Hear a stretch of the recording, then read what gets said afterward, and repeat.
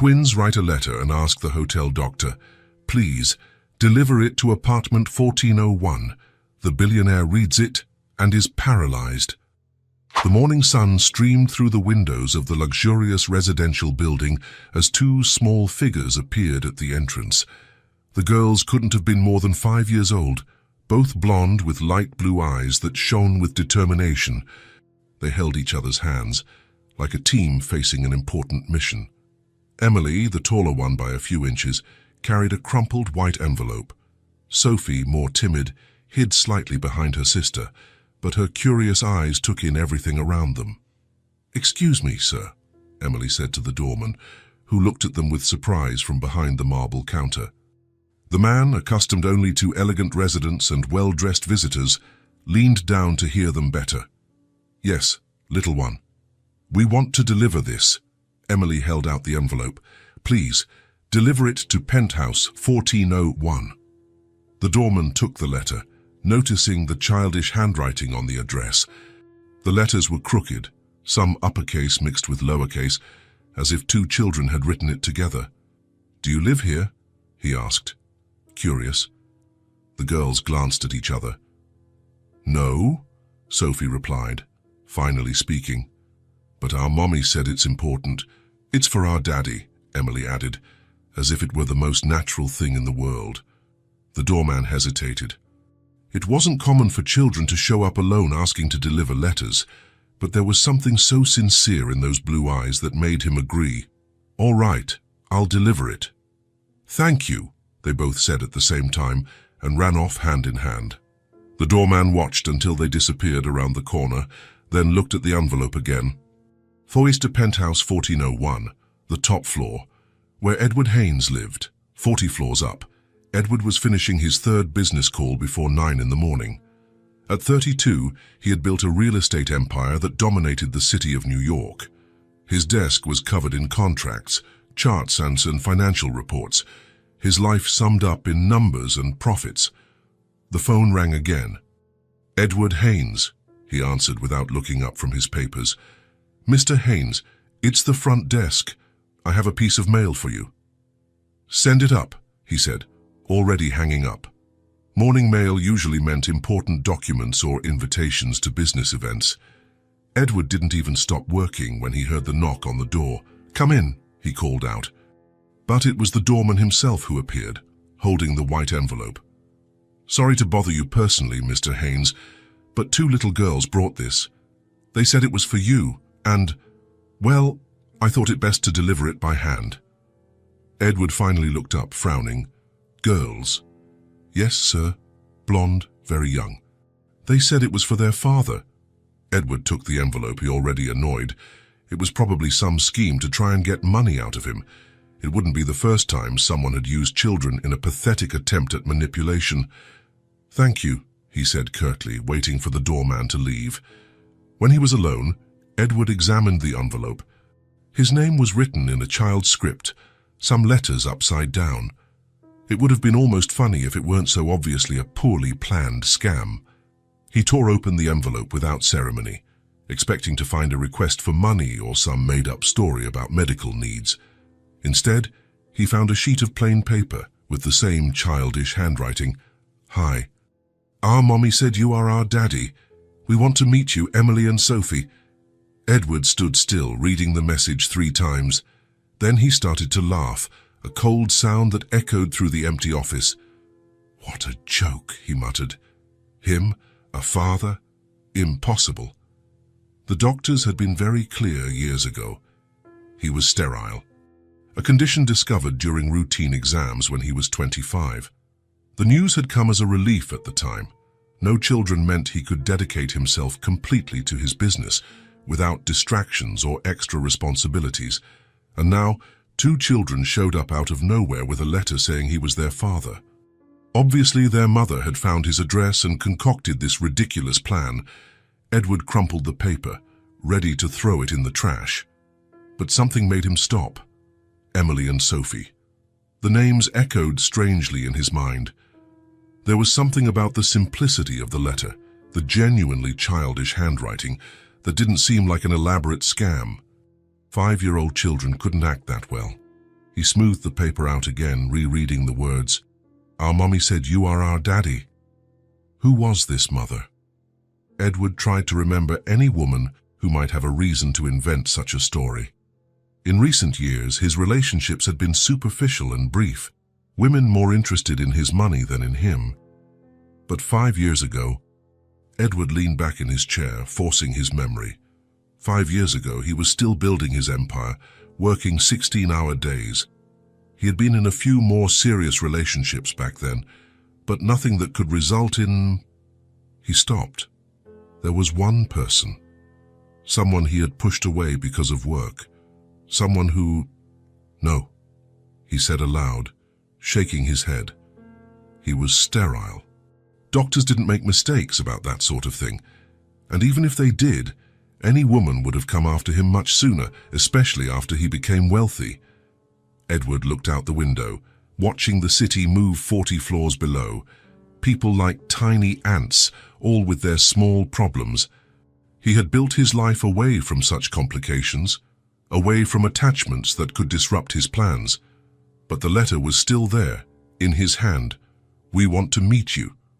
Why did those simple words affect him? Edward prided himself on being immune to emotional manipulation. He had built walls around his heart that even he hadn't been able to tear down for years. Still, he pictured 2 little blonde girls handing the letter to the doorman, saying it was for their father, the determination the doorman had described, as if it were the most natural thing in the world. Edward folded the letter carefully and put it in his desk drawer.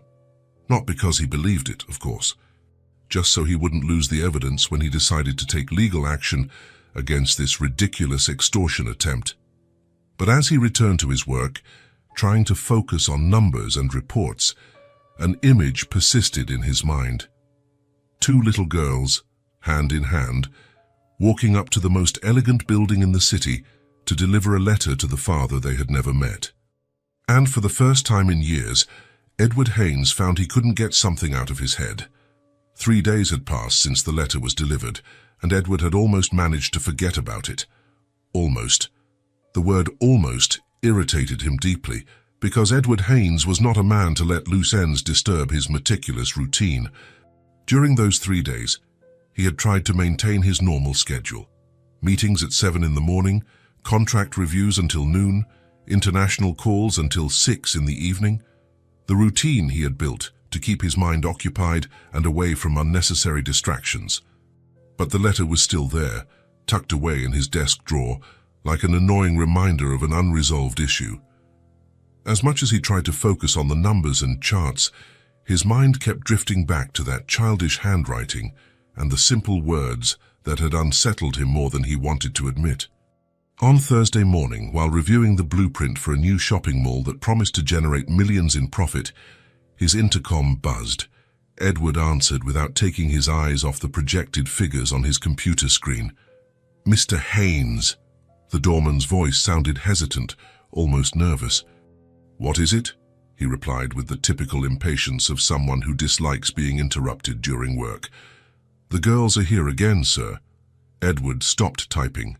His hands hovered over the keyboard as if time had frozen. What girls?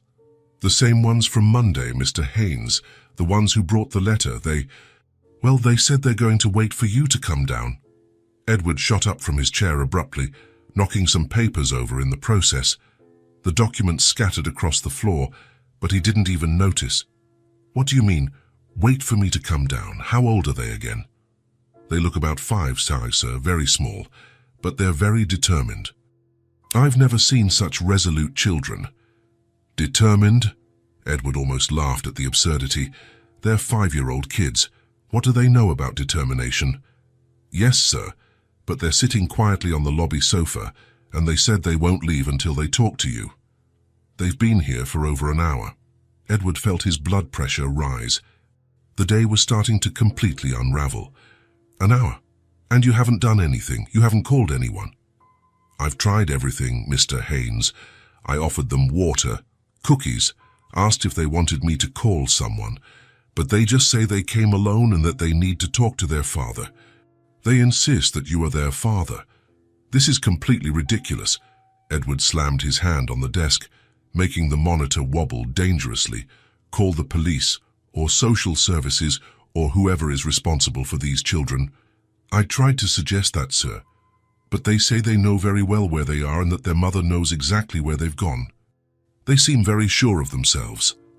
Edward took a deep breath, trying to control the anger rising in his chest like volcanic lava. This was enough. This farce had gone on long enough. "I'm coming down now," he said, slamming the phone down hard. He walked to the elevator with heavy steps, pressing the button with more force than necessary. During the descent, his irritation grew with each passing floor. He tried to organize his thoughts. To prepare his speech, he would be direct and firm. Whoever was behind this charade had crossed a red line. Using children to try to extort money from him was too low, even by the standards of the con artists who had tried to deceive him over the years. The elevator doors opened on the ground floor with a soft ding, and Edward marched towards the lobby with firm steps, already preparing the intimidating speech he would use to resolve this situation. But when he finally saw the two little girls sitting on the Italian leather sofa, something inside him hesitated. An almost imperceptible tremor ran through his chest. They were real, very real, and even smaller than he had imagined.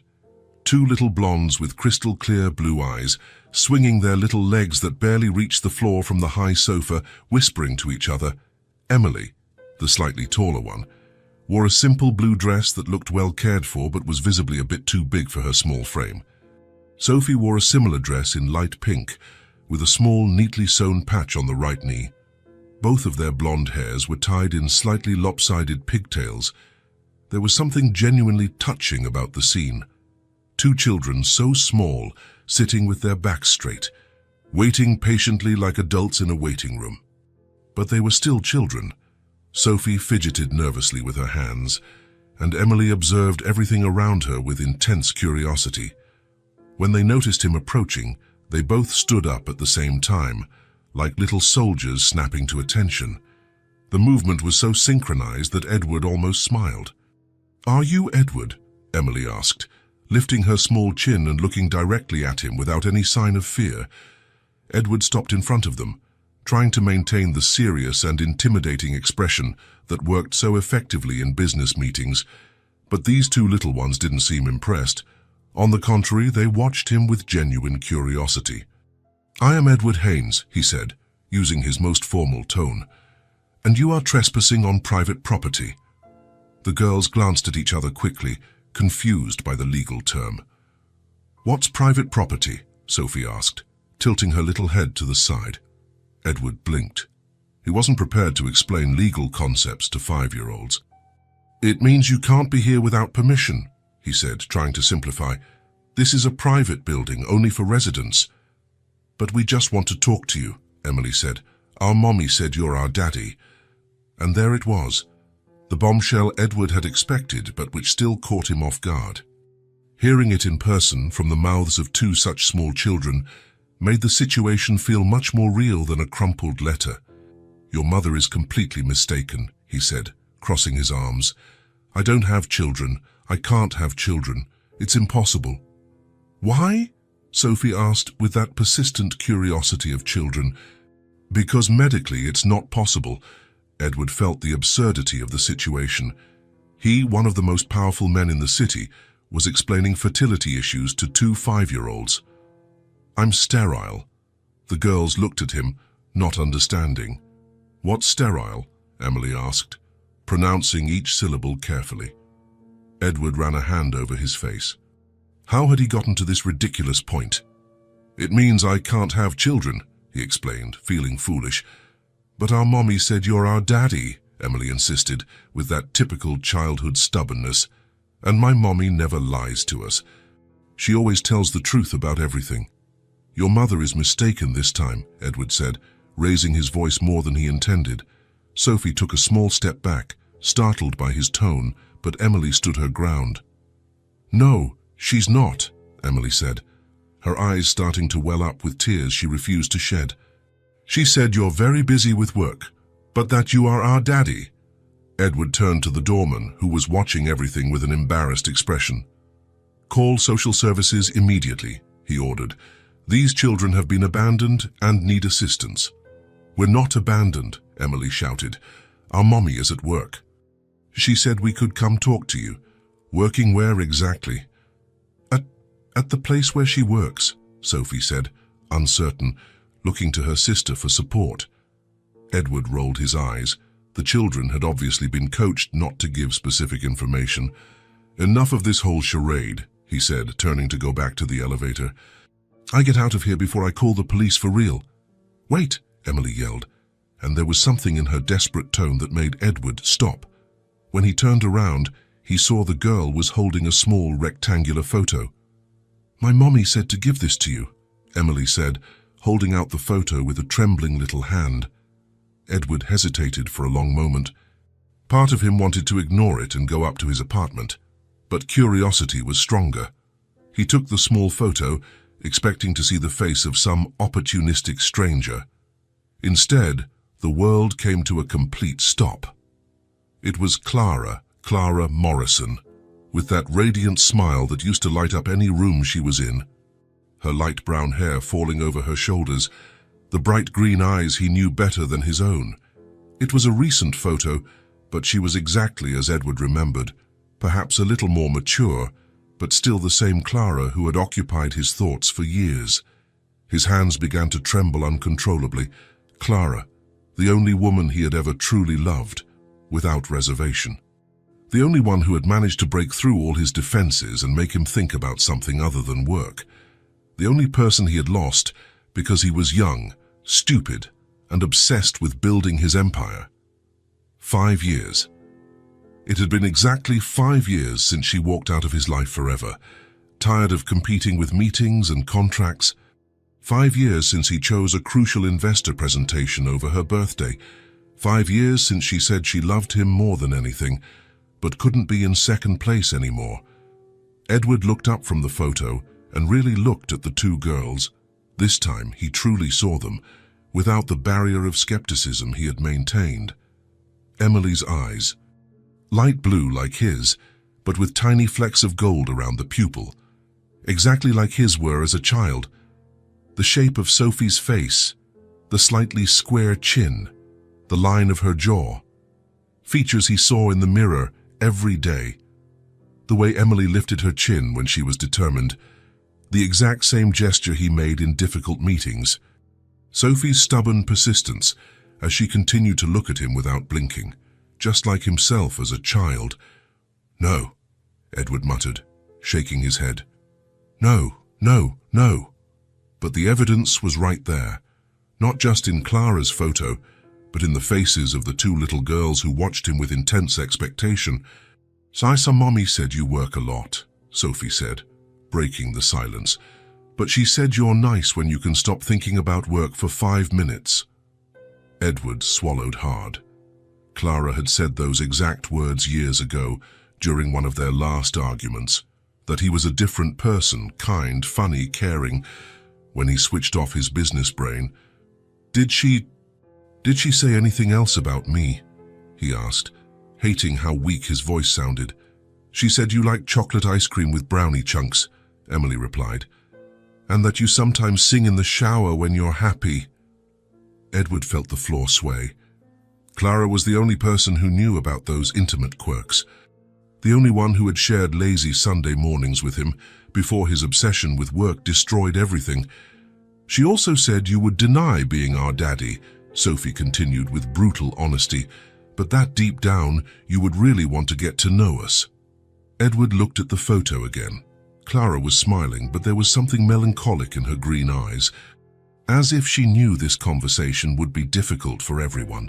5 years ago, the girls were 5 years old now, and he had broken up with Clara exactly 5.5 years ago. "No," he said aloud, backing away from the children.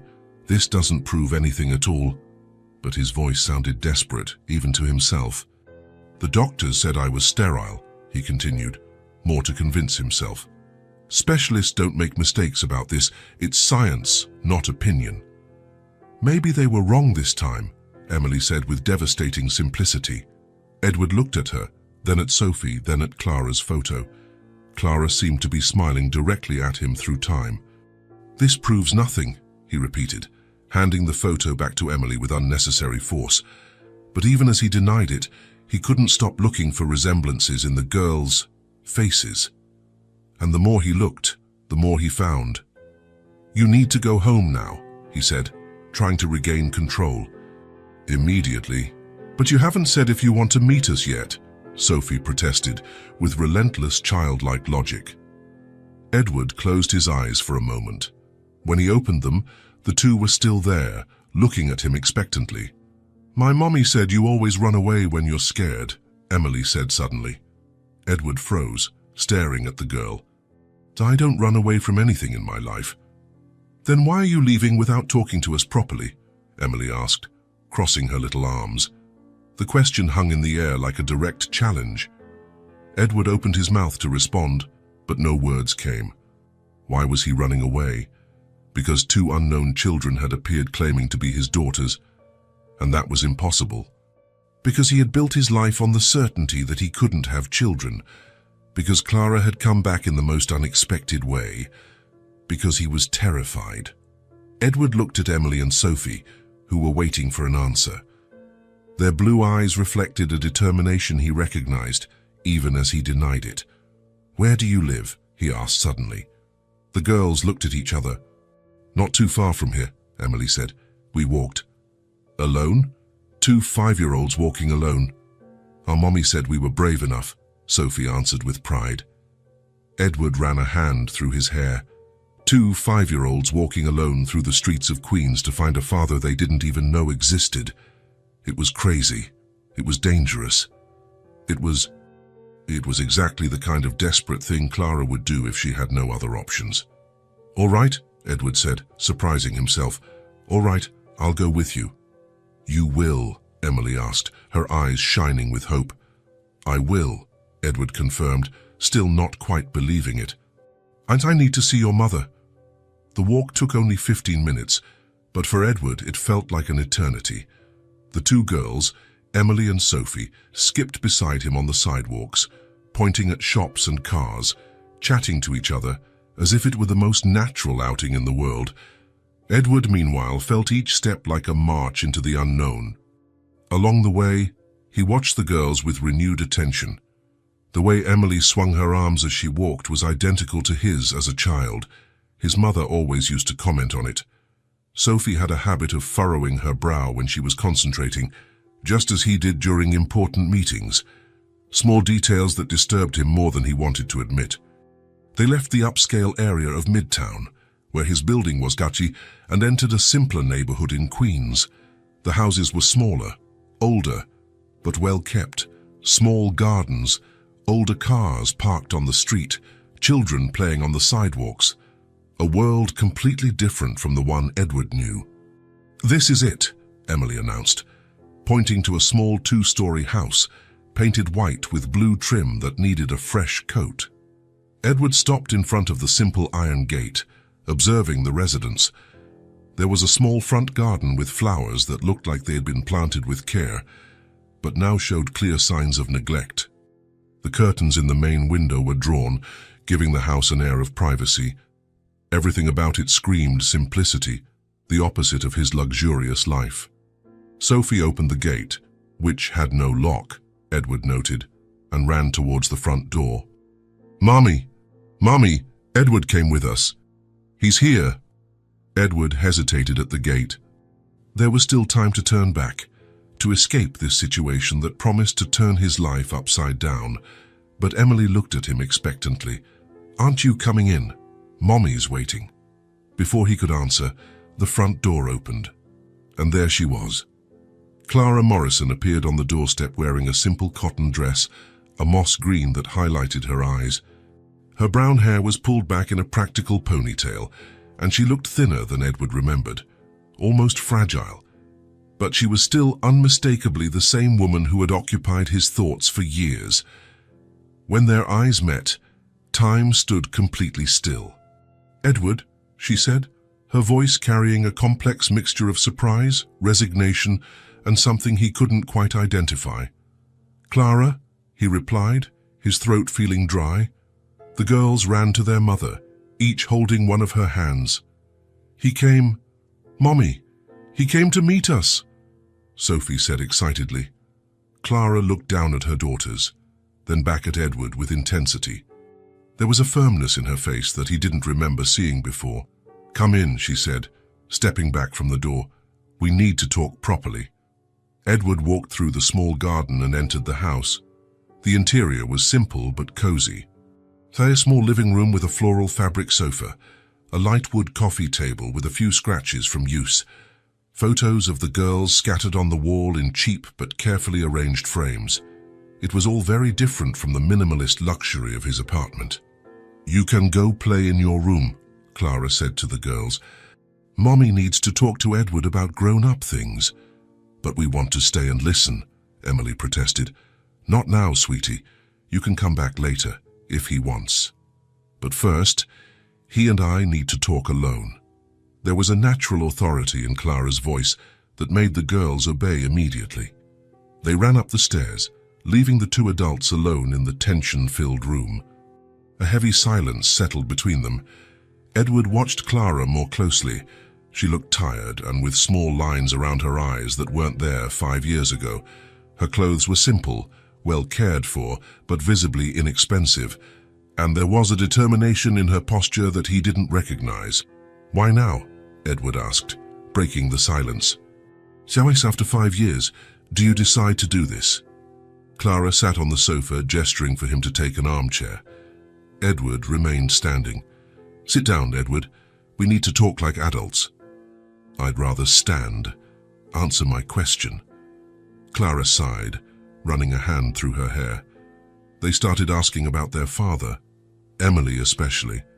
She saw other kids at school being picked up by their dads and wanted to know why she and Sophie didn't have one.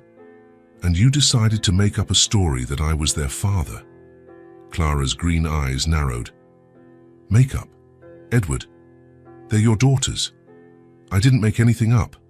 I told them the truth I should have told a long time ago."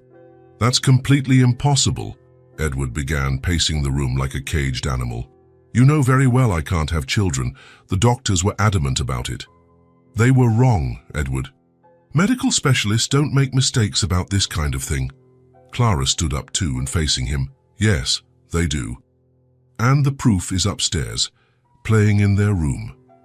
Edward stopped in front of her, his eyes flashing with anger. "You're lying. I don't know what game this is, but I'm not falling for this setup." "Setup?" Clara's voice rose a notch. "You think I would spend 5 years raising 2 children alone just to set up a scam? I don't know what your motives are, but I know this story is impossible." Clara stared at him for a long moment, then shook her head with sadness and exasperation. "You haven't changed at all, have you? Still the same arrogant man who only believes what he wants to believe, ignoring reality. I believe in scientific facts, and the fact is, I'm sterile. The fact is, you have 2 5-year-old daughters upstairs. Prove it." "How?" Clara opened her arms in frustration. "What do you want me to do? They look like you, Edward."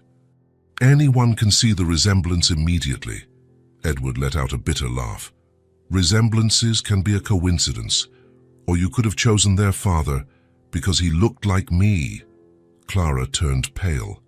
"How dare you say something like that?" "Because I know you, Clara. I always knew how your mind works when you want something." Clara's hand flew towards Edward's face, but he caught her wrist before she could slap him. "Don't you dare accuse me of that," she said, trembling with rage. "Don't you dare suggest I would use my daughters that way." Edward released her wrist but didn't back away. "Then explain to me why you waited 5 years. Why didn't you come to me when you found out you were pregnant?" Clara moved away, going to the window. "Because I knew you. I knew exactly how you would react. I knew you would doubt me, accuse me, do exactly what you're doing now. And that didn't give me the right to know and choose." "What choice?" Clara turned to him. "The choice to tell me it was impossible. The choice to accuse me of trying to trap you. You had already made it clear that work was more important than anything in your life. That didn't give you the right to hide this from me." "Hide what?" "Daughters you insist aren't yours." Edward ran his hands through his hair, exasperated. "Clara, be reasonable. You know my medical limitations. Your medical limitations are running around upstairs. The doctors said I was sterile." "The doctors were wrong," Clara shouted, losing her patience. "For God's sake, Edward, doctors are human. They can be wrong." "Not about something so basic. They can be wrong about this too." She was pacing agitatedly now. "Must you want to cling to that diagnosis so badly, because it always gave you the perfect excuse to never commit to anything?" Edward tensed. "That has nothing to do with—" "It has everything to do with it," Clara interrupted him. "You've always used that sterility as a shield, as an excuse to never have to choose between work and family, because family was never going to be an option anyway. You don't know what you're talking about. I know perfectly well. I knew you, Edward. I knew how you worked. And when I found out I was pregnant, I knew you would find a way to deny it, to run from the responsibility. So why are you doing this now? Why did you bring the girls to me?" Clara stopped and faced him. "Because they asked about their father, because Emily wanted to know why she didn't have a daddy like the other kids. They asked, and I didn't want to hide it anymore. They deserve to know who you are. You could have made up any story. I could have. But they deserve to know the truth about their father, even if you never acknowledged them as your daughters." Edward watched Clara. There was an iron determination in her that he had never seen before. The woman in front of him was no longer the young woman who had fallen in love with him. She was a mother, a woman who had faced 5 years alone raising 2 children. "Mom, you're unemployed," he said suddenly, noticing the details of the house, the simple clothes, the tension on her face. Clara lifted her chin. "I am. I lost my job 3 months ago. But that has nothing to do with them seeking you out. Doesn't it? How convenient. You lose your job and suddenly my supposed daughters show up at my door. You're despicable," Clara said, her voice low but charged with emotion. "You always were, but now you've managed to be even worse. I'm a realist, and realistically, this whole story is a big lie." "You know what's a lie, Edward?" Clara moved closer to him. "A lie is you pretending not to see their resemblance to you. A lie is you using a medical diagnosis to deny the reality that's right in front of you. The reality is that I can't have children. The reality is that you have 2 daughters. And while you were hiding behind your work, while you were building your empire, I spent 5 years raising them alone. 5 years of sleepless nights, fevers, first steps, first words that you missed." Clara's voice was choked with 5 years of resentment and pain.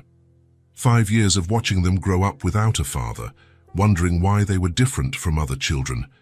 5 years explaining that Daddy was too busy to visit, when in reality Daddy didn't even know they existed because it was easier that way. And while you hid behind your work, you missed 5 years of their lives. Edward stood in silence, watching the pain on Clara's face. "And now you come here and accuse me of a setup, as if I planned all this. As if having daughters was some kind of prize I wanted to snatch from you." "Clara, no," she cut him off. "Let me finish. I don't want anything from you, Edward. Not money, not recognition, not anything. I just wanted them to know who their father is. I wanted to give them the chance to meet you, even knowing you would probably reject them. I'm not rejecting anyone. You're just being yourself. The same man who chose work over me. The same man who could never commit to anything that didn't turn a profit." Edward felt as if he had been punched in the gut. "That's not fair." "Fair?" Clara laughed humorlessly. "You know what's not fair. Raising 2 children alone. Working 2 jobs to support a family. Explaining to your daughters why they can't have the things other kids have. If you had told me, what? You would have helped, even believing they aren't yours, even being sure I was lying." Edward didn't answer. "That's what I thought," Clara said, her voice returning to a calm tone. "You're still the same man who lost the woman he loved because he couldn't stop working long enough to be present. I loved you. Loved. Past tense. And even then, it wasn't enough for you to change. Edward looked at her, at the simple living room, at the pictures of the girls on the wall. "I don't believe they are my daughters," he said finally. Clara nodded as if she had expected this answer. "I know. Your suspicion was always stronger than any emotion. That's why you lost 5 years of their lives, Edward. And that's why you'll continue to lose." They were silent for a moment. From upstairs, they could hear the girls' laughter as they played. "What do you want from me?" Edward asked. "Nothing," Clara replied. "Absolutely nothing. You can leave now if you want. I'll explain to them that you were too busy to stay." Edward glanced at the stairs, then at Clara. "What if I do a DNA test?" Clara stared at him. "Do it, but when the result comes back positive, don't come here expecting me to make things easy. They will grow up knowing who you really are, a man who doubted them before he even tried to know them." Edward nodded slowly. "I'll do the test." "Do it." He walked towards the door, then stopped. "Clara? What? Why did you never tell me you were pregnant?" Clara was silent for a long moment. "Because I knew you would react exactly as you did today. And they always deserved more than that." Edward left the house without another word, leaving Clara alone in the small living room, listening to her daughter's laughter from upstairs. Edward left Clara's house with his mind in total turmoil. All the way back to his building, her words echoed in his head like a persistent refrain. They were wrong. And while you were hiding behind your work, you missed 5 years of their lives. The next day, first thing in the morning, he called his private doctor, Dr. Martinez. "Edward Haynes, I need a DNA test done urgently." "Of course, Mr. Haynes. May I ask the reason?" Edward hesitated. How could he explain that 2 children had appeared out of nowhere, claiming to be his daughters? "Family matters. Can you arrange everything discreetly?" "Absolutely. I'll arrange for a private lab. When can you bring the other party?" "Today, if possible." Dr. Martinez arranged everything for the afternoon. Edward called Clara, keeping his tone cold and professional. "I need you to take the girls to the lab today at 3. "That was fast," Clara said, with no surprise in her voice. "Already have it all arranged." "I want to get this over with." "Of course you do. Address?" Edward gave her the information and hung up. There was nothing more to say until the results came in. The lab was discreet and elegant, located in a private clinic in the city center. Edward arrived first, nervous in a way he hadn't felt in years. When Clara entered with Emily and Sophie, he watched the 3 of them with renewed attention. The girls seemed curious but not scared. Clara had explained that they were just having a simple test, nothing more. "It's just a little bit of saliva," the technician explained, showing them the small tubes. "It doesn't hurt at all." Emily went first, cooperative and curious about the whole process. Sophie was a little more hesitant, but followed her sister's lead. Edward had his test done in silence, watching the girls from the corner of his eye. "The results will be ready in a week," the technician informed them. A whole week. Edward didn't know if he could wait that long.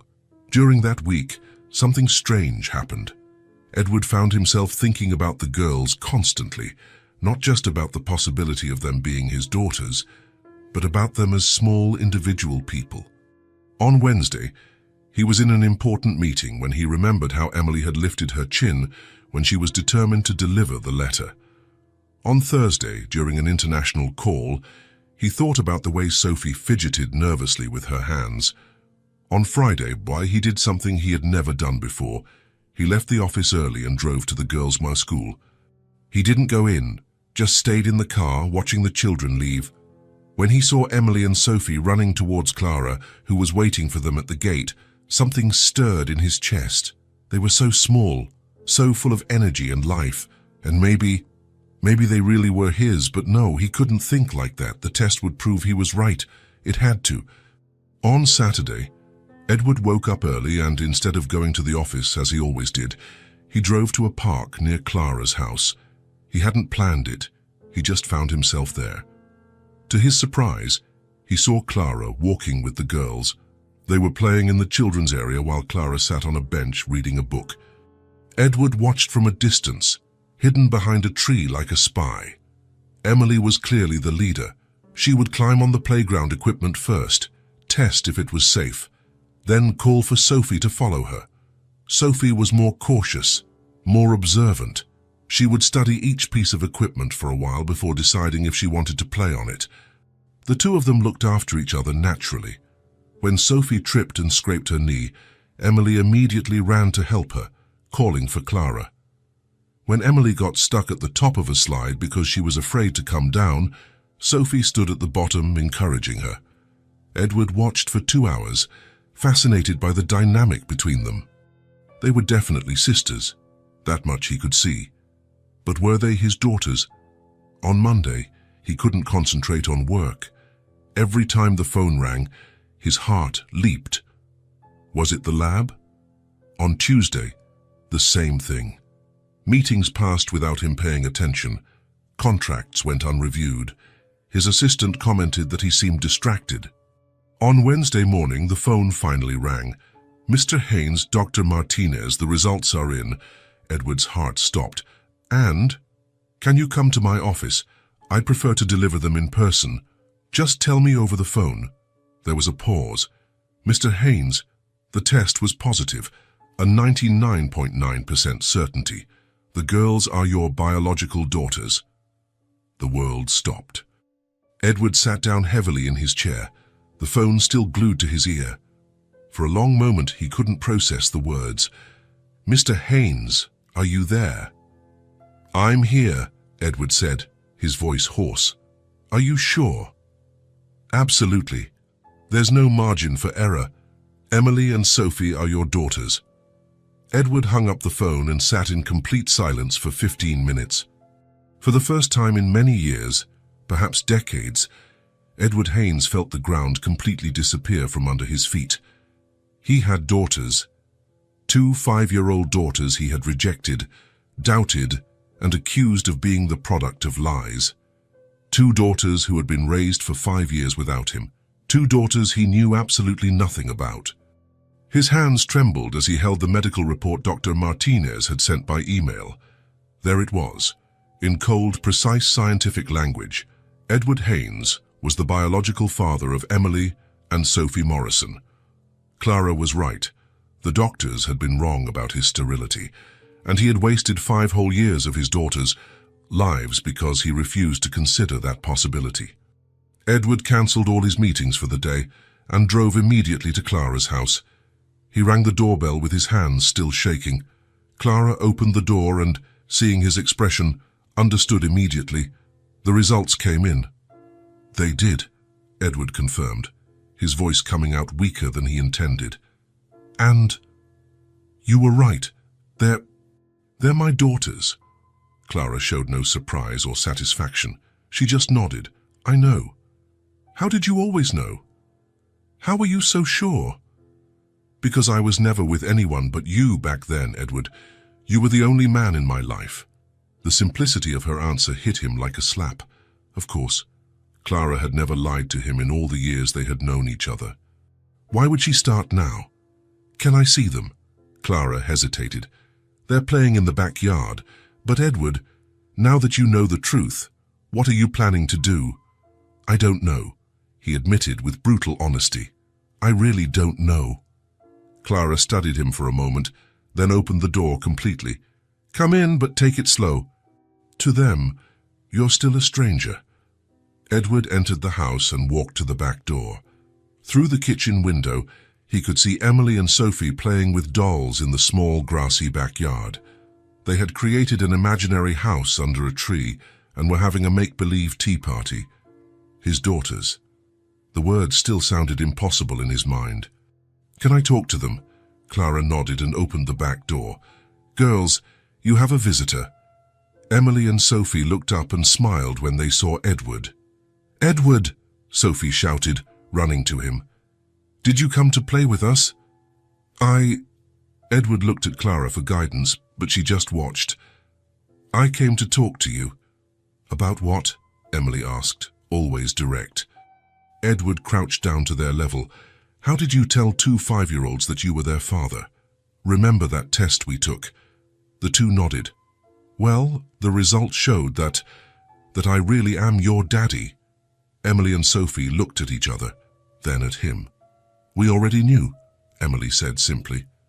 Mommy told us. So are you going to live here with us now? Sophie asked, hopeful. Edward felt his chest tighten. I don't know yet, Sophie. It's complicated. Why is it complicated? Emily crossed her little arms. You're our dad. We're your daughters. It's not complicated. The childlike logic hit him hard.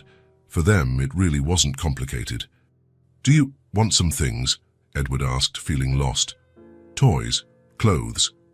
What kind of toys? Sophie asked, interested. Edward thought quickly. Anything you want. Expensive dolls, games, new bicycles. The girls' eyes lit up. Real bicycles? Emily asked. The most expensive ones in the store, Edward promised, feeling on more familiar ground. Money, he understood. And video games too, and pretty clothes. Wow, Sophie said, clapping her hands. Clara, who had been watching the whole conversation from the doorway, approached. Edward, can I talk to you for a minute? They moved to the corner of the yard. What are you doing? Clara asked, her voice low. I'm trying to, I don't know, make up for lost time. With money. It's what I know how to do, Clara. They don't need expensive gifts. They need a present father. I don't know how to be a present father, Edward said, frustration leaking into his voice. I never had to learn. I never thought I would need to learn.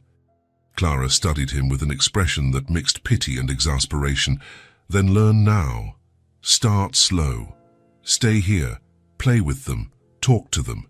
Just be yourself, but the better version of yourself. Edward returned to where the girls were waiting. So, about those bicycles, he said. How about we go to the store tomorrow? Really? They both shouted at the same time. Really? And then we can have lunch at a fancy restaurant. Do you know what a fancy restaurant is? The girls shook their heads, excited. I'll show you. And then we can go to the mall to buy new clothes and toys. Anything you want. As he spoke, Edward noticed the girls' initial excitement starting to wane. Sophie was fidgeting with her hands, and Emily was biting her lip. You don't want to? He asked, confused. We do, Emily said hesitantly. But what?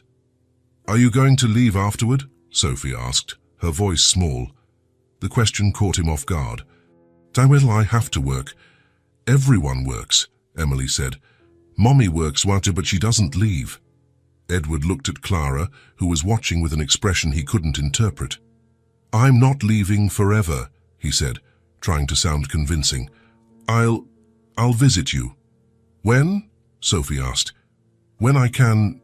Weekends. Maybe. The girls were silent for a moment. Okay, Emily said finally, but the enthusiasm was gone from her voice. Can we still get the bicycles? Edward felt a strange tightness in his chest, a feeling that he had said something wrong, but he didn't know what. Of course you can. I'll buy you anything you want. But as the girls went back to playing, he noticed they didn't seem as excited anymore. They whispered to each other, casting occasional glances in his direction. Clara approached again. They're disappointed, she said quietly. Why? I promised them everything they wanted. Edward, they don't want your things. They want you. But I said I'll visit. When you can't, weekends, maybe. Clara shook her head. You don't get it at all, do you? Edward looked at the girls, then at Clara. What did I do wrong? I'm trying to do what I can. You're trying to buy their love instead of building a real relationship. You're offering things instead of offering yourself. But I don't know how to offer myself, Edward burst out, his voice low. I don't know how to be a father, Clara. I never learned how. Clara looked at him with a mixture of sadness and determination. Then you'd better learn fast, because now you have two daughters who need a real father, not a rich man who shows up once in a while with presents. Edward watched Emily and Sophie playing in the yard. They had gone back to their playhouse game, but the mood had changed. They spoke quietly, without their earlier energy. He had managed to disappoint them in less than 10 minutes of officially being their father. "How do I fix this?" he asked, genuinely lost. "You sit down there on the grass and play with them. Forget about the presents for a minute and just be present." Literally present. Edward looked at the grassy ground, then at his expensive suit. "I'll get my clothes dirty." Clara sighed deeply. "Edward, if you're more worried about your suit than your daughter's, then you still don't understand what it means to be a father." Edward stood still for a long moment, watching the girls. Then, slowly, he walked over to where they were and sat on the grass, not caring about the suit. "Can I play house with you?" he asked. Emily and Sophie looked at each other, surprised. "Do you know how to play house?" Sophie asked. "No," Edward admitted. "How can you teach me?" For the first time since he'd known he was a father, Edward saw genuine smiles return to his daughters' faces. Maybe there was hope, after all. Edward left Clara's house on Saturday afternoon feeling more confused than ever. He had spent 2 hours playing house with Emily and Sophie, and although they had smiled and seemed to have fun, something was still not right. There was a subtle distance, a hesitation in the girls that he couldn't understand. On Sunday morning, he decided to return with the promised bicycles. He had woken up early and driven to the most expensive toy store in the city, choosing 2 pink bicycles with baskets and colorful ribbons. They cost more than many people earned in a month, but for Edward, it was just another transaction. When he arrived at Clara's house with the bicycles strapped to the roof of his imported car, the girls ran to the window, excited. But Clara came out of the house before he could even get the bikes off the car. "Edward, we need to talk," she said, with a firmness in her voice he hadn't heard since they were dating. "Sure, but first let me give the bikes to them. Just look at these beauties I bought." "The bicycles can wait. Come inside." There was something in Clara's tone that made Edward hesitate. She didn't seem angry, exactly, but there was a determination in her green eyes that made him uncomfortable. "The girls are waiting. The girls are at the neighbors playing. They'll be there for an hour. Come in, Edward." "Now?" He followed her into the small house, noticing she had arranged the living room more formally. The sofa cushions were lined up. There were no toys scattered about, and there were 2 cups of coffee on the coffee table. "Sit down," Clara said, indicating the armchair where he had sat the week before. Edward sat more, but Clara remained standing, pacing slowly around the room. It was a tactic he recognized from business meetings. The person standing maintained psychological control of the situation.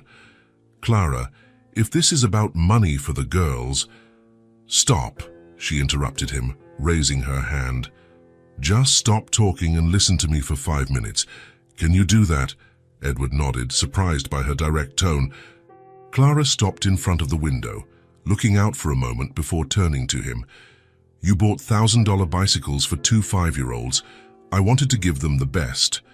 "No, you wanted to buy their love. And before you say that's not it, just listen to me until the end." Edward closed his mouth, recognizing that she was serious in a way he had rarely seen. "Yesterday, after you left, Emily asked me if the new daddy was going to leave forever like the old daddy. I told her you weren't an old daddy, that you were always their father. Do you know what she said?" Edward shook his head. "She said, but he doesn't seem to want to stay with us. He just wants to give us things and then go to work." The words hit Edward like a punch to the stomach. "She's 5 years old, Edward. 5 years old, and she already understands that you're trying to buy your way back into their lives instead of building a real relationship." Clara came closer and sat on the edge of the coffee table, forcing Edward to look directly at her. Sophie was even more direct. She asked if all rich daddies were like that, if they only showed up to give presents and then disappeared again. "I'm not going to disappear. Aren't you?" Clara tilted her head. "Then tell me, how many times a week do you plan to see them?" "Well, weekends, when possible." "When possible," Clara repeated, with bitterness. "Just like you used to do with me, remember? I'll see you this weekend, Clara, when possible. I have an important meeting on Monday, a contract to close on Tuesday." Edward felt his blood run cold. The words were almost identical to the ones he used to say to Clara years ago. "This is different." "Is it?" Clara stood up and started pacing the room again. "Is it different because now it's your daughters instead of your girlfriend? Or is it different because now you have more money to compensate for your absence?" "Clara, I'm trying." "You're trying to do the same thing you've always done." She turned to him, her eyes shining with frustration. "You're trying to solve an emotional problem with money and empty promises." Edward stood up too, feeling defensive. "The promises aren't empty. I'm going to be present in their lives." "When possible," Clara repeated sarcastically. "Edward, you've never lacked money. Never. You've always had enough to buy whatever you wanted, to solve any problem that could be solved with money." She stopped in front of him, looking directly into his eyes. "But you know what you've always lacked? Presence. Your real, genuine, consistent presence. And if you don't learn that now, you're going to lose them before you even really know them." The words echoed in the small room like an ultimatum. "I lost you because I didn't know how to balance work and a relationship," Clara continued. "Because I always thought I could make up for my absence with expensive dinners and gifts. And you're doing the exact same thing with them." Edward sat down heavily in the armchair, running his hands over his face. "I don't know how to do it differently, Clara." "Then learn." "How?" Clara sat on the sofa, her expression softening a little. "Do you really want to be in their lives? Do you want to be a real father?" "I do," Edward said, and he realized it was the first time he'd said it with complete conviction. "I really do." "Then you need to understand that being a father isn't about giving things. It's about being present. It's about knowing their favorite color, what food they don't like, how they sleep, what they're afraid of, what makes them laugh."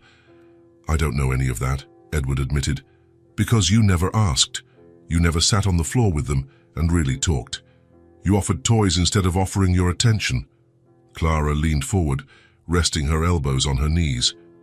"Edward, they don't need a rich man who shows up once in a while with expensive gifts. They need a father who is present, who participates in their lives, who knows them as people." "What if I don't know how to do that?" "Then you learn by doing. You make mistakes, you try again, you make more mistakes until you get it right. That's how being a parent works." Edward was silent for a long moment, processing her words. "Either you learn now," Clara said, her voice returning to its former firmness, "or you will lose them. And this time it will be forever, because they will grow up remembering that their father preferred to be a rich stranger than a real person in their lives." The words hit Edward with full force. He was faced with the same mistake he had made with Clara, thinking he could replace presence with money, quality time with expensive gifts. "And what do you want me to do?" he asked, finally. "I want you to spend a whole day with them, a real day, doing normal things that fathers do with their children, without spending money, without gifts, without trying to impress. Just be with them. A whole day. From 8 in the morning to 8 at night. 12 hours. And you can't talk about work, take business calls, or promise things you'll buy for them later." Edward swallowed hard. "What if I don't know what to do?" "Ask them. They'll teach you." Clara stood up and went to the window again. "Edward, you have one chance to be the father they deserve. But it's just one chance. If you mess this up, if they realize you're just going through the motions—" "I understand," Edward said, standing up as well. "When? Today. Now. Now. Now. I'm going to get the girls from the neighbor's house, and you are going to spend the rest of the day with them. Here, at the park, wherever they want to go. But you'll go together, doing things together." Edward felt a mix of nervousness and determination. "All right, let's do this." Clara studied him for a moment, as if assessing his sincerity. "Edward, if you do this just to please me, or to fulfill an obligation, they will know. Children can sense when you're not really present, even if you're physically there." "I'll be present," Edward said, and this time he really meant it. "I want to get to know my daughters." Half an hour later, Edward found himself in Clara's small backyard with Emily and Sophie, with no idea what to do. The bicycles were leaning against the wall. Clara had insisted they wait until later. "So," Edward said, feeling ridiculously formal, "what do you like to do?" "You don't know?" Emily asked, tilting her head. "No, I don't. Why don't you tell me?" The girls looked at each other as if deciding whether they could trust him. "We like to go to the park," Sophie said finally. "Then let's go to the park." "Are you really going?" Emily asked, suspicious. "You're not going to say you have to work?" Edward crouched down to their level. "I'm not working today. Today is just for you." "Promise?" "I promise." And for the first time, Edward truly wanted to keep such a promise. The park was 2 blocks from the house. During the walk, Edward tried to ask simple questions. "What's your favorite color?" "Pink," Sophie said immediately. "Blue," Emily said, "but sometimes I like green too." "And what's your favorite food?" "Pasta," they both said at the same time, then laughed. "And the food you like least?" "Broccoli," Emily said, making a disgusted face. "I like broccoli," Sophie said, "but I don't like peas." Edward smiled, realizing he was genuinely interested in their answers. It was simple, basic information, but he had never bothered to ask before. At the park, the girls ran immediately to the swings. "Will you push us?" Sophie asked. "Of course." Edward stood behind the swings, gently pushing Emily and Sophie, listening to their laughter. It was a sound he realized he had never truly paid attention to before. Pure, genuine, infectious. "Higher!" Emily shouted. "Not too high," Edward said, instinctively worried. "Are you scared we'll fall?" Sophie asked. "A little. Mommy is too, but she pushes anyway." Edward pushed a little harder, and the laughter grew. There was something comforting about being there, simply doing something that made his daughters happy. After the swings, they wanted to show him how to climb the slide. "You have to climb up too," Emily said. "I'm too big for the slide." "No, you're not. Look, there's a big one over there." Edward looked at the larger slide and sighed. He was wearing expensive dress pants and a shirt that cost more than many people made in a week. "All right," he said, surprising himself. Climbing the slide was ridiculous. He barely fit. His legs were too long and he probably looked like an idiot. But when he came down and saw Emily and Sophie clapping and laughing, he realized he didn't care one bit about how he looked. "Again!" Sophie shouted, and Edward climbed up again. After the park, they walked to a nearby open field. "Let's play hide and seek," Emily suggested. "How do you play?" Both of them stopped and looked at him in disbelief. "You don't know how to play hide and seek?" Sophie asked. "No," Edward admitted. "Can you teach me?" For the next hour, Edward learned the rules of hide and seek, discovered it was surprisingly hard to find hiding places when you're 6 feet tall, and laughed more than he had in years. When he found Emily hiding behind a tree too thin to conceal her completely, she shouted, "You found me!" with such joy that Edward felt something warm spread through his chest.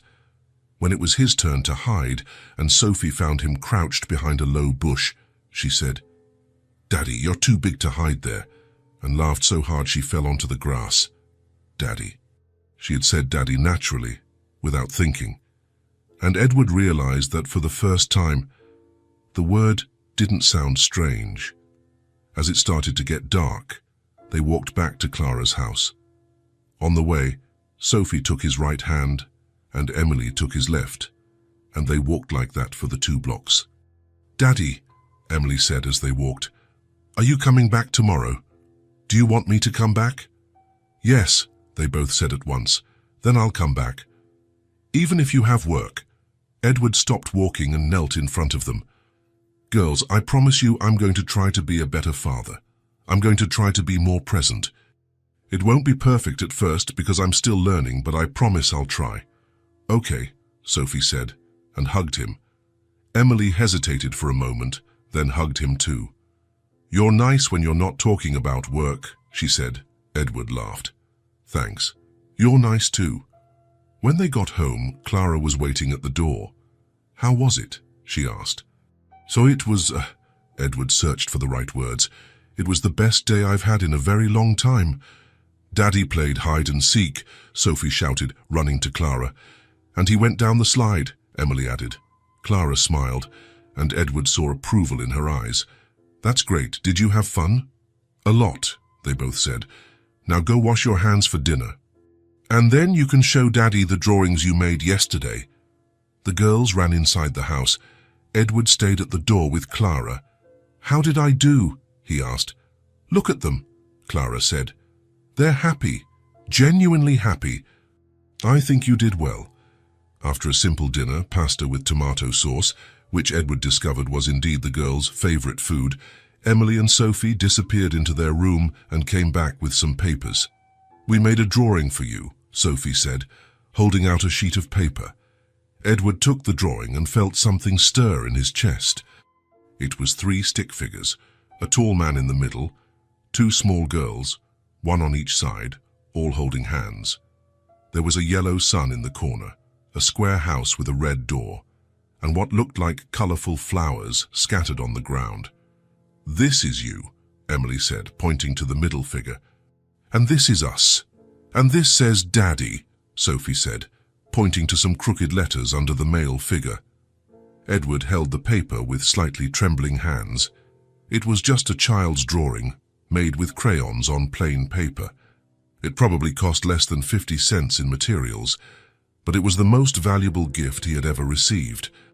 It's beautiful, he said, and realized his voice was choked with emotion.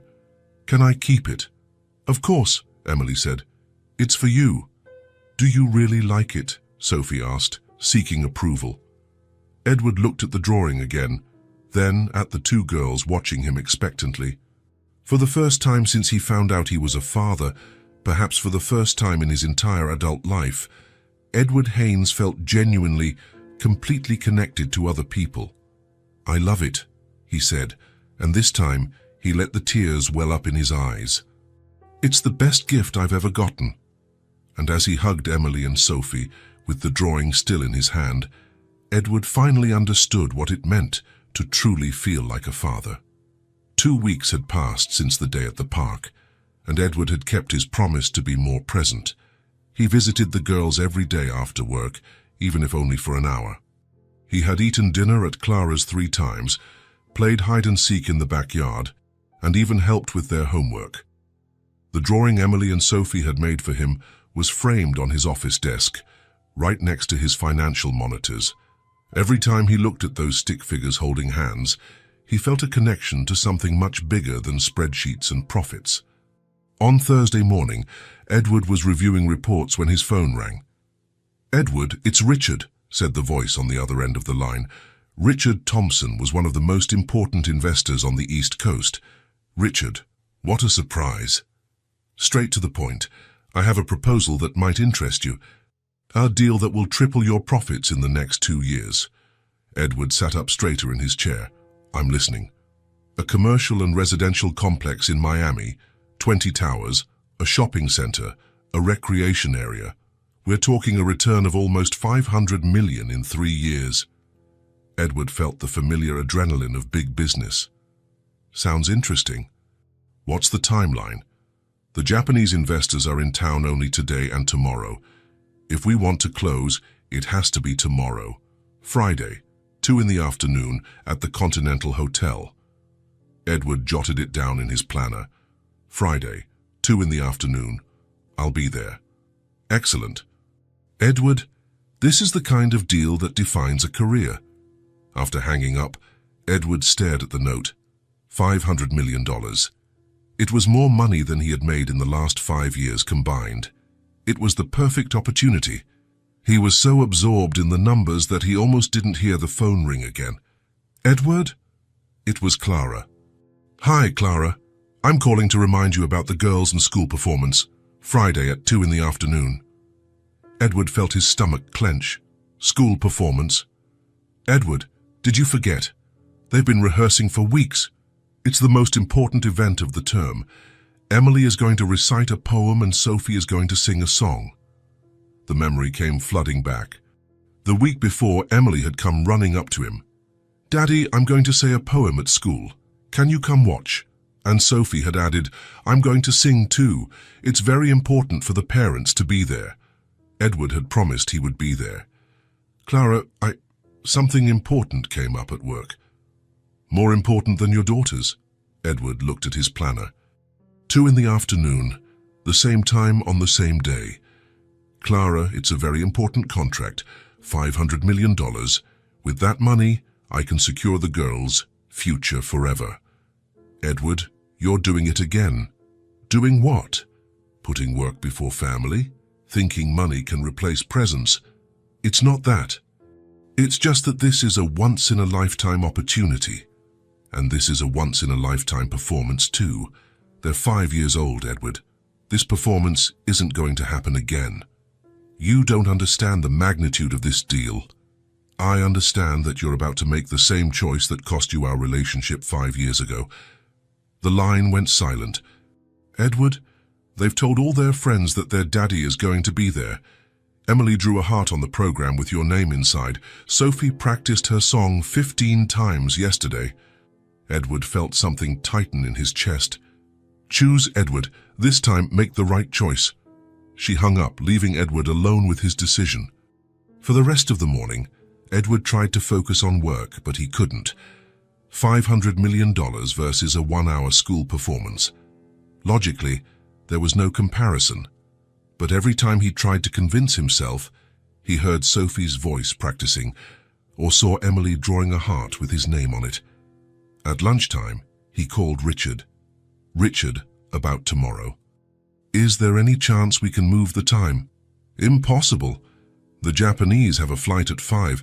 It's 2 o'clock or never, Edward. I see. Is there a problem? Edward looked at the framed drawing. The stick figure man in the middle, the 2 small girls, all holding hands. No problem.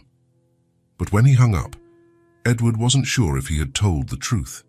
In the afternoon, he went to visit the girls as he always did. They were in the backyard practicing for the performance.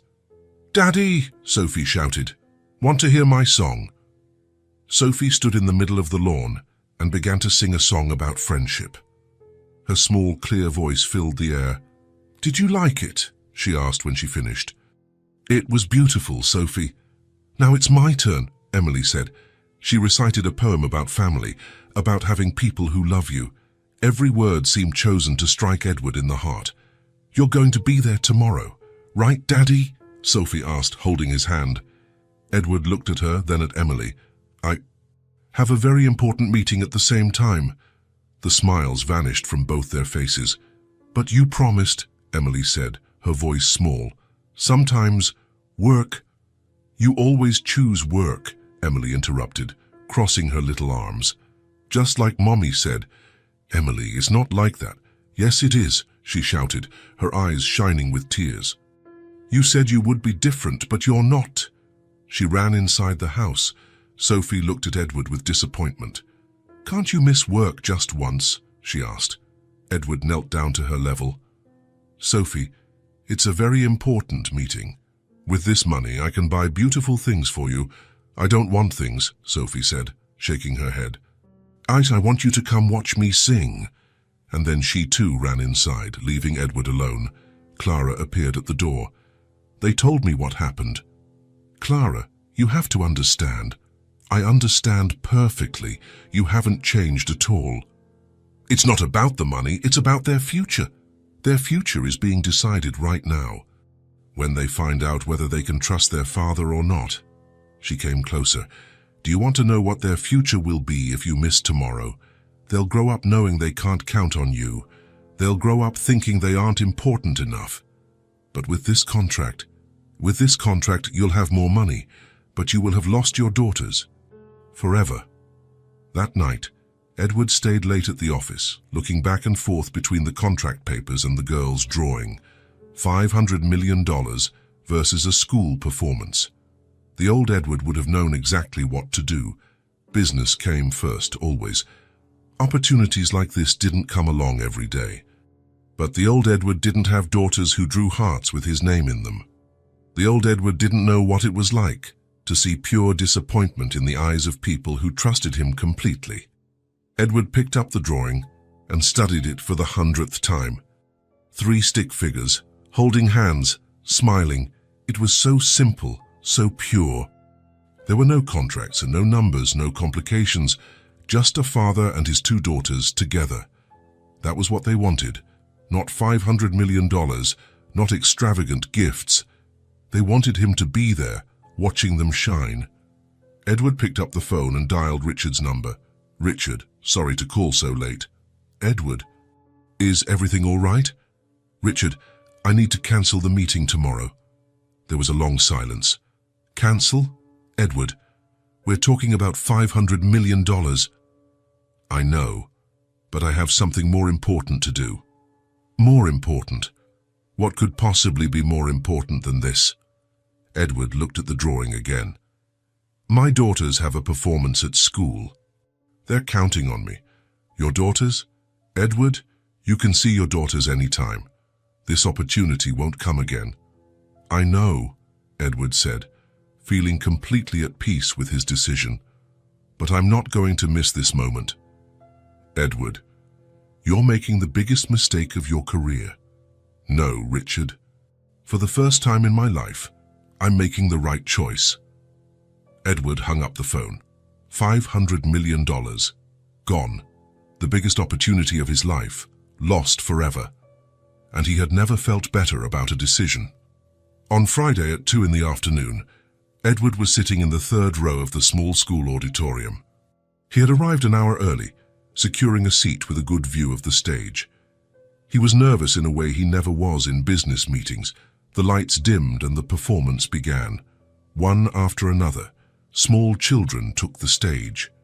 Edward watched it all, but his heart was racing, waiting for his daughters to appear. Finally, the teacher announced, "And now Emily Morrison will recite a poem about family." Edward sat up straighter in his chair. Emily appeared on stage wearing a light blue dress. She looked out at the audience, searching. Edward saw the exact moment she found him. Her eyes widened, a huge smile spread across her face, and she gave him a discreet wave. Edward waved back, his heart nearly bursting with pride. Emily recited the poem perfectly, each word clear and expressive. When she finished, Edward applauded louder than anyone else in the audience. Then it was Sophie's turn. When they called her to sing, she practically bounced onto the stage, wearing a pink dress. She also searched the audience, and when she found Edward, her smile was so bright it lit up the entire auditorium. Sophie's song about friendship was sung with such pure joy that it brought tears to Edward's eyes. She was singing to him, every note directed to where he was sitting. When the performance was over, Edward waited outside the auditorium. Then he saw them. Emily and Sophie ran through the door, searching the crowd. When they finally saw him, they stopped for a fraction of a second, as if they couldn't believe it. Then they ran. "Daddy!" they both shouted at the same time. "Daddy, you came!" They threw themselves into his arms with such force they nearly knocked him over. Edward lifted them off the ground, one in each arm, holding them tight against his chest. "You really came," Emily said, her voice muffled against his shoulder. "Did you like my song?" Sophie asked, pulling back to look at him. Edward set them down but remained crouched at their level. "Say it was the most beautiful thing I've ever seen in my life," he said, and realized he was crying. "Daddy, are you crying?" Emily asked, concerned. "I am," Edward said, not trying to hide his tears. "I'm crying because I am so proud of you both." "Really?" Sophie asked. "Really? You are the most talented girls in the whole world." They hugged him again, and Edward didn't care one bit that dozens of other parents were watching. He didn't care that he was crying in public, that his image as a powerful businessman was being completely shattered. None of that mattered. The only thing that mattered were the 2 little girls in his arms who had trusted that he would be there for them. And he had been. Clara approached, smiling. "How was the meeting?" she asked, but Edward could see she already knew the answer. "What meeting?" Edward said, still holding the girls. "I had something much more important to do today." And for the first time in his life, Edward Haynes knew he had made the absolute right choice. 3 months had passed since the school performance, and Edward's life had changed in ways he never imagined possible. The man who once worked until 11 at night now left the office at 5:30 sharp, no matter how many meetings were scheduled or how many contracts needed review. His employees had found the change strange at first. Edward Haynes, the legendary workaholic, turning down meetings after 6 p.m., cancelling business trips on weekends. But they soon got used to their boss's new routine, and many commented that he seemed more relaxed, more human. Edward had established a routine that worked for both him and the girls. Every morning, before work, he would stop by Clara's house to have breakfast with Emily and Sophie. It was always something simple, cereal, toast, juice, but it had become his favorite part of the day. The girls would talk about their dreams, what they were looking forward to at school, and Edward would listen, soaking up every word like gold. In the afternoon, without exception, he picked them up from school. The first few days, other parents looked curiously at the man in the expensive suit waiting in line. But soon, Edward became part of the school routine, known as Emily and Sophie's dad, who always arrived promptly at 3:15. On the way home, the girls would talk about their day at school, about their friends, their lessons, the games at recess. Edward learned more about his daughters, lives on those 15-minute walks than he had in all the previous months. Weekends became sacred. Saturdays were for adventures, parks, the zoo, the science museum, or walks around the neighborhood. Sundays were for staying home, lazy and comfortable, and Edward had bought a low table specifically for drawing on the floor of Clara's living room, where he would spend hours coloring in children's books and creating masterpieces with crayons. The most surprising thing was discovering how easy it was to balance work and family when he truly committed. He became more efficient at the office, focused and direct. Meetings that once lasted 2 hours were now resolved in 40 minutes. Decisions he used to postpone for days were made quickly. Having limited time forced him to be better at his job, not worse. Clara had also experienced significant changes. 2 weeks after the school performance, she landed a job as an administrative coordinator at a medical clinic. The salary was better than any previous job, and the hours allowed her to be present in the girls' lives. Financial independence brought back a confidence Clara hadn't felt in years. She was able to make small improvements to the house, a new coat of paint for the living room, new curtains, a better tended garden. They weren't extravagant changes, but they represented stability and hope. Most importantly was seeing how Emily and Sophie had blossomed over the past few months. The girls, who once carried a subtle sadness for not having a present father, now radiated happiness. They ran to the door every afternoon when they heard Edward's car pull up. They spoke of him with pride to their friends at school. They drew our family with 4 people, always holding hands. Clara watched Edward's transformation with joy and relief. The man she had loved years ago had finally found a balance that seemed impossible when they were younger. He was still ambitious and successful, but now he knew there were things more important than money and contracts. One Sunday afternoon, all 4 of them were in Clara's living room, spread out on a colorful rug on the floor. Emily and Sophie had convinced Edward and Clara to participate in a drawing contest, where everyone had to draw their version of the family. "No looking at each other's drawings," ordered Emily, always the organizer. "Everyone makes their own." Edward found himself lying on his stomach on the rug, crayons beside him, trying to draw 4 recognizable figures. He had no artistic talent, but he had learned that with the girls the effort was more important than the result. "Done?" Sophie announced after 15 minutes. "Who wants to show first?" "Me," said Emily, holding up her paper. It was a typical child's drawing, 4 stick figures in front of a square house, with a smiling sun in the corner. But this time, Edward noticed, all the figures were the same size, and they were all holding hands. "Beautiful, Emily," Clara said. "And now it's Sophie's turn." Sophie's drawing was similar but included flowers in the garden, a dog, though they didn't have one, and hearts floating above the figures. "Heads." "My turn," said Clara, showing her drawing of the family sitting at the dinner table, all smiling. "Now, Daddy," Sophie said, throwing herself down next to Edward. Edward turned his paper over, revealing 4 figures that were clearly the work of a talentless adult trying to draw like a child. The proportions were all wrong, and he had spent so much time trying to make detailed faces that the figures looked haunted. Emily and Sophie burst into laughter. "Daddy, why does Mommy have 3 eyes?" Emily asked. "And why am I bigger than you?" Sophie added. Edward looked at his drawing and started laughing too. "I guess I don't have a talent for art." "That's okay," Emily said, hugging his arm. "We'll teach you." "Yeah," Sophie agreed. "You just need more practice."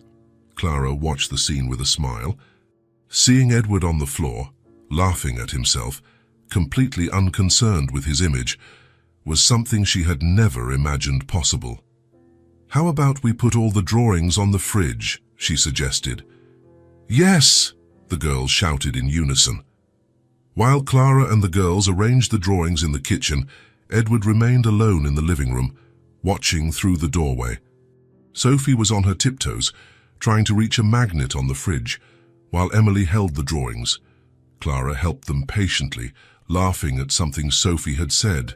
His family. The word still sounded strange and wonderful. Edward thought about the last few months, about how his life had completely changed. He thought about the $500 million deal he had lost and realized he didn't even miss the money. He thought about all the years building an empire, accumulating wealth, always chasing the next big deal.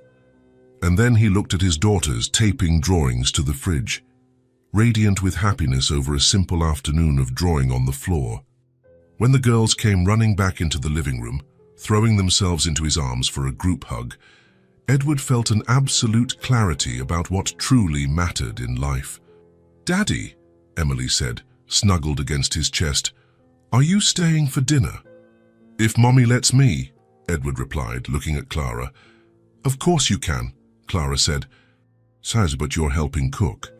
"I can make pasta," Edward offered. "You know how to make pasta?" Sophie asked, impressed. "I know how to boil water," Edward admitted. "You can teach me the rest." As they headed to the kitchen, with Emily and Sophie each holding one of his hands, Edward reflected on the journey that had brought him here. He had spent decades constructing buildings, accumulating properties, creating a legacy he thought was permanent. But now he knew the truth. My greatest legacy isn't my buildings, but these girls who taught me how to be a father. And for the first time in his life, Edward Haynes was truly home.